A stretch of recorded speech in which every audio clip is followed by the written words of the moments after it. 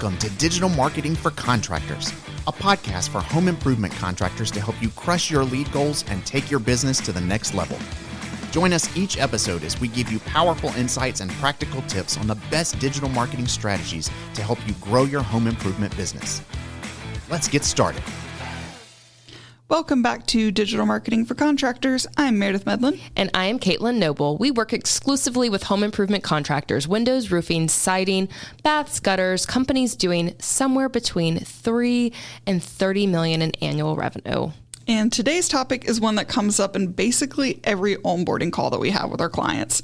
The contractor wants more calls. They claimed their Google business profile years ago. They can't figure out why it's not working, though.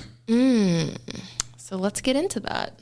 All right. So before we get into the actual reasons, let's set the table on why this matters, because I think some of our listeners might still be in the camp of, okay, yeah, a GBP is fine. Like, my real lead source is PPC. So, like, I'm good. Bless. Yeah. And let me push back on that a little. When a homeowner searches bathroom remodeler near me or roof replacement, their city, what's the first thing you see before the organic results, before the website links? It's the map pack. Right. 3 businesses on a map with star ratings, with phone numbers, with a call button right there on mobile. It's the local map pack. And that's almost entirely driven by Google Business Profile. Your website doesn't put you in the local map pack. Your Google ads don't put you in the local map pack. Your GBP does. And calls from the local pack are some of the highest intent calls that you can get as a contractor. They're as close to the bottom of the funnel as it gets. Pause for 1 second. The calls, we have been getting a current moment where there have been a lot of spam calls coming through GBP. Okay. So I will say, yes. Typically, they're high intent. High intent, but we'll get to that. We'll get to that for sure. And if you are getting a bunch of spam calls through your GBP, reach out to us because we've figured out a solution. But I do want to say that GBP is great. Yeah. If people intentionally click on your business because they read your reviews, et cetera, and they're calling you, they're going to be way more qualified. Yeah, way more qualified. I just know recently it's been an uptick.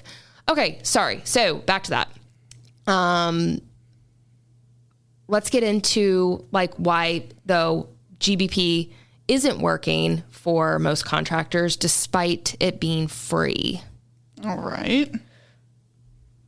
Reason number 1, and this is the most common, the profile is incomplete or it was set up once 3 years ago and nobody's touched it since. Categories are wrong. Service areas haven't been updated.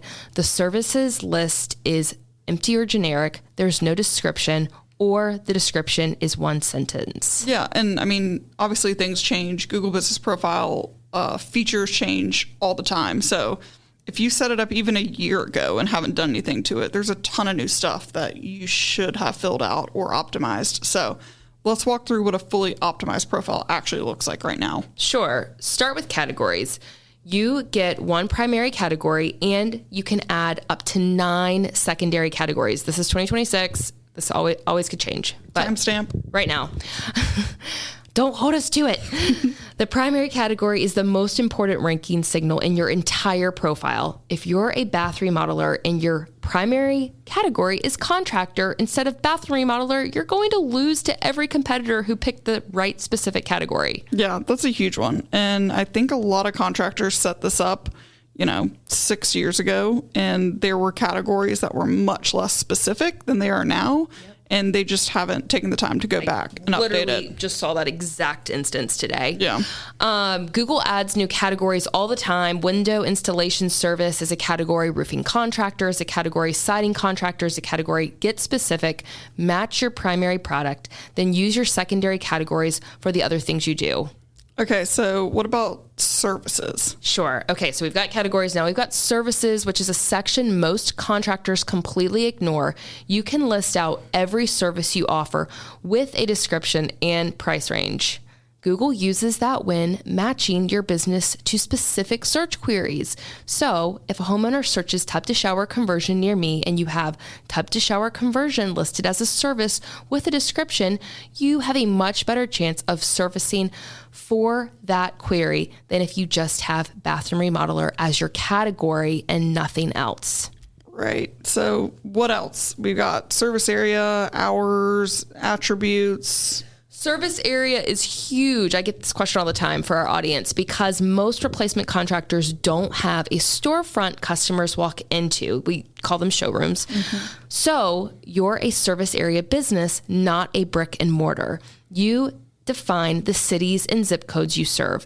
And here's the part contractors get wrong. They list one zip code.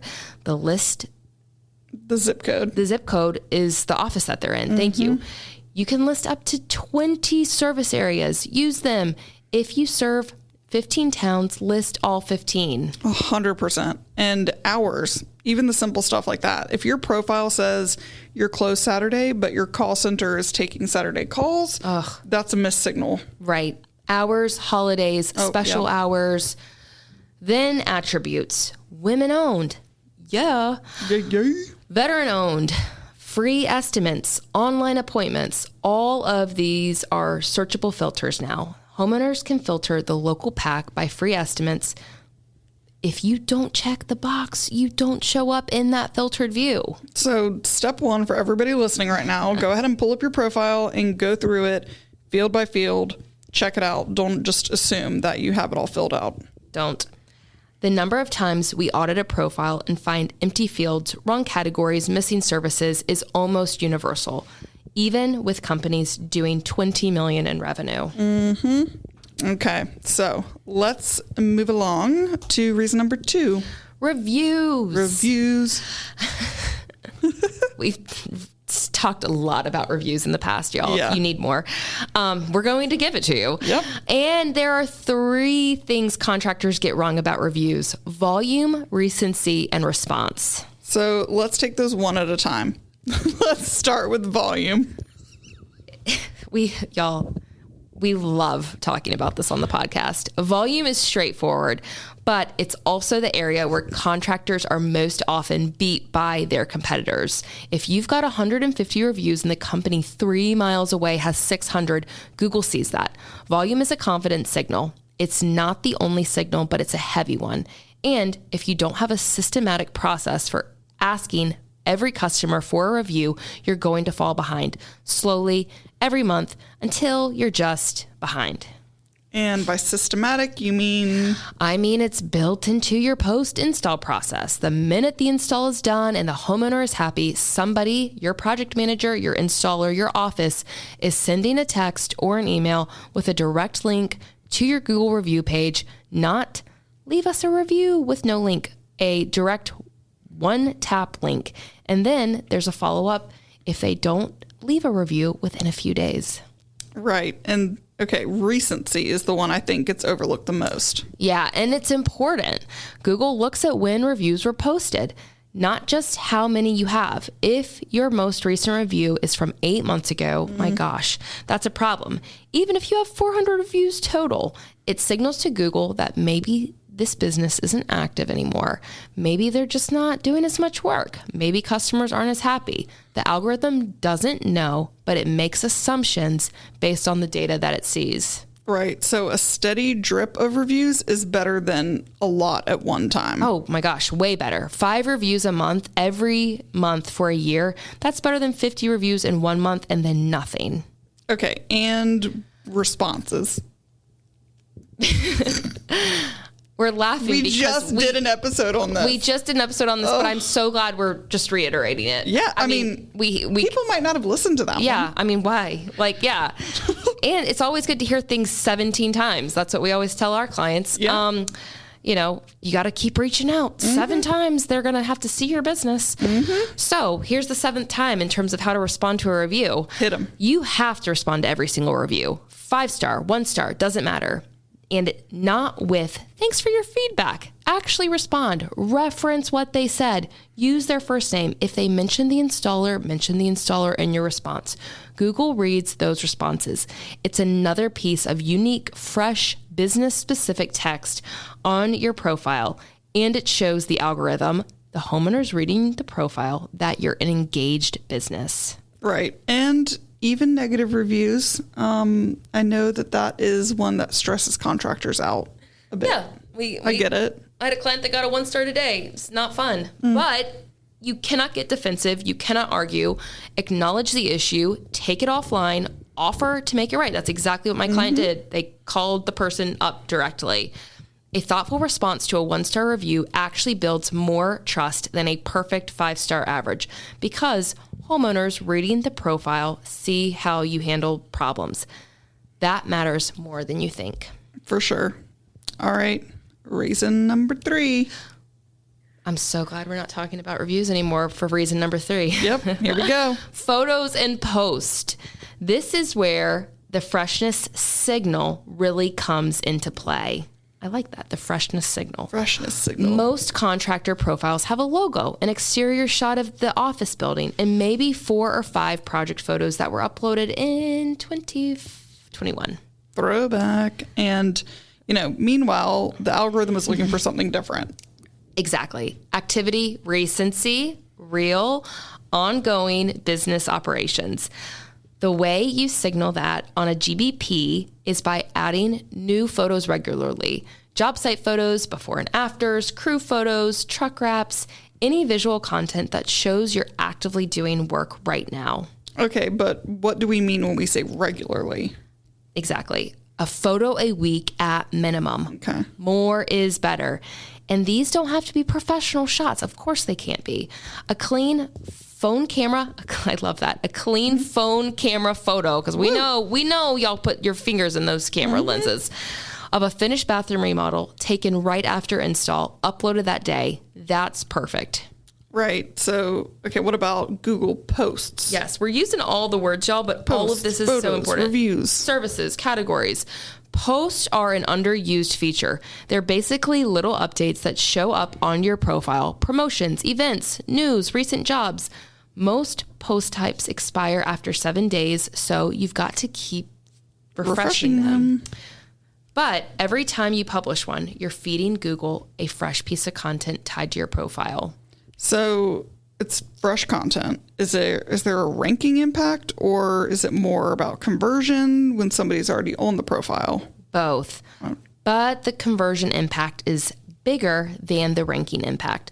A homeowner who lands on your profile and sees a post about your spring promotion with photos, with clear offer, that converts better than a profile with no post. So it's both. Small ranking signal, real conversion lift.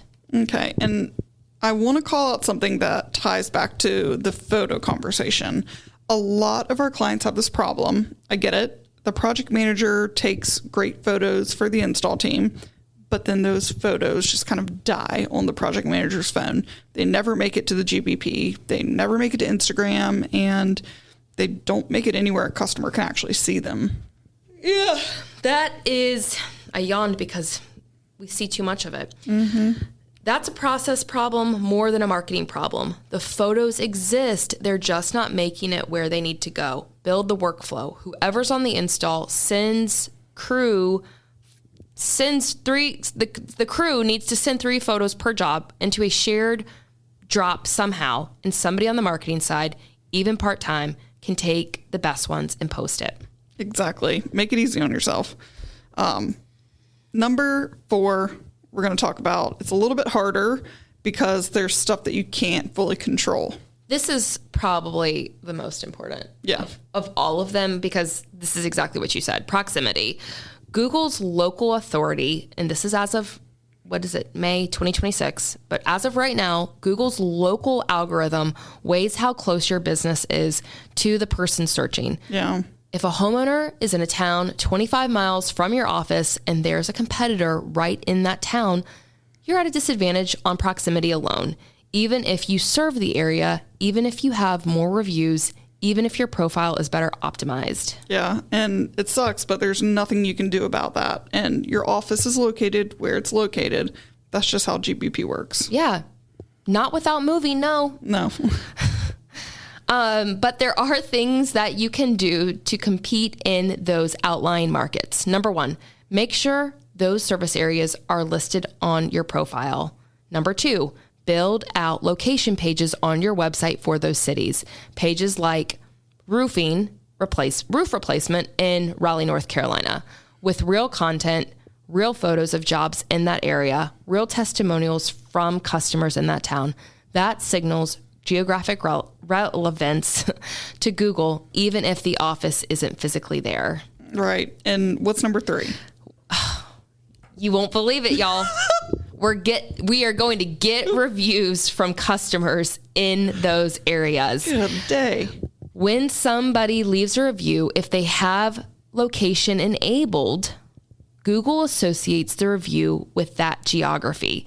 So a steady stream of reviews from a customer across your service area helps your profile show up across that whole area, not just your office. I feel like that is definitely one that people miss. I know. And, then I'm like personally thinking, is my location enabled on my, because I love leaving a good review. 100%. I feel like I'm one of those like local special guides or whatever. I hope you are. God. We can go look it up. God. So, okay. What about contractors that have multiple physical locations? Each location gets its own GBP. And they should be optimized independently. Different categories, if appropriate, different service areas, different review URLs, different photos. Don't try to run one master profile for multi-location businesses. And don't keyword stuff your business name either. I want to call that out because we still see this. Yes. Yeah. I mean, for multiple reasons. Let's not get your GBP shut down as well for not being accurate. ABC Roofing, best roofing in Charlotte, roof replacement, storm damage. That's a violation of, and that was a hypothetical title of an entire GBP business profile. That's a violation of Google's guidelines, and it's the kind of thing that can get your profile suspended. Your business name on GBP should match the business name on your storefront, your invoices, your trucks, period. Exactly. Let's have some cohesiveness to all of these listings. All right. Reason number 5. And this is the one that I think is the most underrated. You're getting calls from your GBP, but you don't actually know that you are. Right. And I said this whole thing at the top of the podcast about, we know we're getting all these spam calls from GBP, but that's because we can track them. Attribution settings set up. So this happens constantly. A contractor will tell us GBP isn't generating leads for us. We dig into their CRM, we look at their lead source attribution, and what we usually find is that calls from GBP are coming in, but they're getting tagged as phone call or unknown or word of mouth because there's no tracking number on the GBP and the call center isn't asking the right intake questions. Right. So they're getting the leads, but they just don't know to credit GBP for the lead. Right. And if you don't credit it, you don't invest in it. You decide GBP doesn't work, you put your money somewhere else, and the whole time those calls were coming in. Okay, so what is the right way to track it? There are a few options. The simplest is using a call tracking number on the GBP that routes to your main line. There's a nuance in that. Google prefers NAP consistency, which is name, address, phone number consistency, meaning I just said that, that match across your website and other listings. So if you're going to use a tracking number, you want to use a service that sets up the tracking in a way that doesn't break that consistency. I just talked to somebody about this yesterday. Most reputable call tracking platforms know how to do this. Right. And then what about on the call center side? Train your intake people to ask, how did you hear about us? Every call, every time, and give them a specific list of options that includes Google search as a distinct option from saw your truck and referral. Better yet, have them ask, did you find us on Google? As a yes or no, because homeowners often don't volunteer or they won't volunteer the source, but they will confirm if you ask them directly. And then in your CRM, and actually track it, because if your CRM has a generic phone call bucket and that's where everything goes, you can't tell the difference between a Google call, a referral, a Yelp call, and somebody who saw your truck. You need granular lead source fields. All right. So we've covered 5 reasons. Caitlyn has gone into great depth about all 5 of them. All of the words. Let's give people something that they can actually do with this. I think I've got more depth coming. I think you do.